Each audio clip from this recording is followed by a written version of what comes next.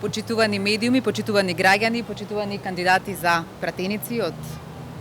листата. Она кое што денеска заеднички на координативниот состанок кој што го имавме, го заклучивме е дека на сите нас најважно ни е здравјето на граѓаните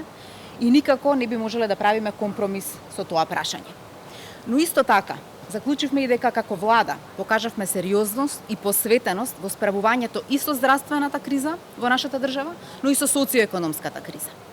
Оваа влада во овој период, покажувајќи ги тие резултати, навистина донесе големи чекори и големи задачи оствари. Но за да може да продолжиме со исто темпо во наредниот период,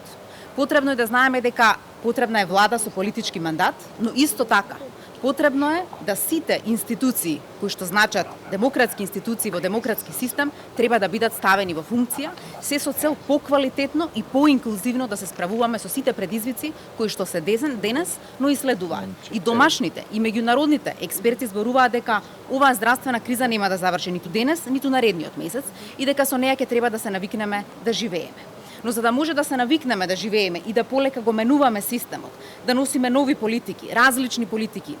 да сите институции почнат да се однесуваат на поинаков начин за да се справат со оние нови предизвици на современото живење кои што ни следува по оваа криза, навистина политичкиот мандат на една влада е неопходен. Токму затоа, почитувајќи ги сите протоколи,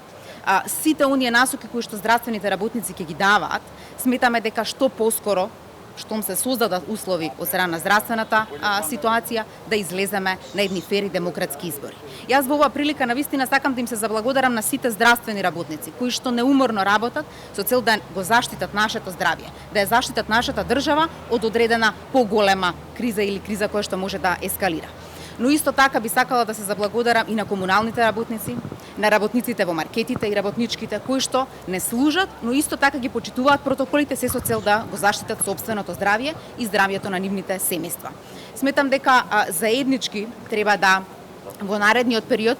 се трудиме да ја задржиме оваа, да речеме, координирана заштита на здравјето на граѓаните, затоа што граѓаните кои што ги почитуваат мерките придонесуваат кон системот кој што не дозволува да оваа пандемија или оваа криза се прошири во нашата држава.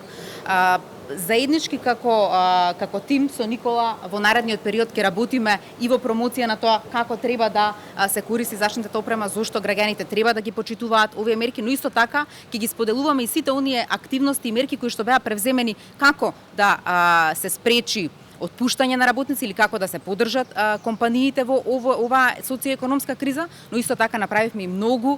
мерки и имплементиравме многу активности кои што значат директна заштита на граѓаните кои што се ранливи, се со цел да не одат во продлабочување на сиромаштијата во кое што живееле претходно. Ви благодарам.